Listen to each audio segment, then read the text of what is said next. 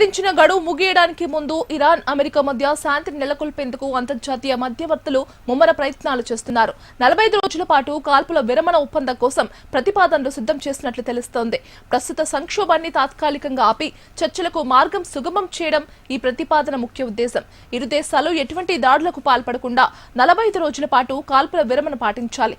ఈ సమయంలో వివాదాస్పద అంశాలపై ఇరు దేశాల ప్రతినిధులు ముఖాముఖి చర్చలు జరిపి శాశ్వత పరిష్కారాన్ని వెతకాలి. ఈ చర్చల్లో ఖతర్, ఓమన్ వంటి దేశాలు కీలక పాత్ర పోషిస్తున్నట్లు సమాచారం. ఇవి అటు అమెరికాతో ఇటు ఇరాన్తో సత్సంబంధాలు కలిగి ఉన్నాయి.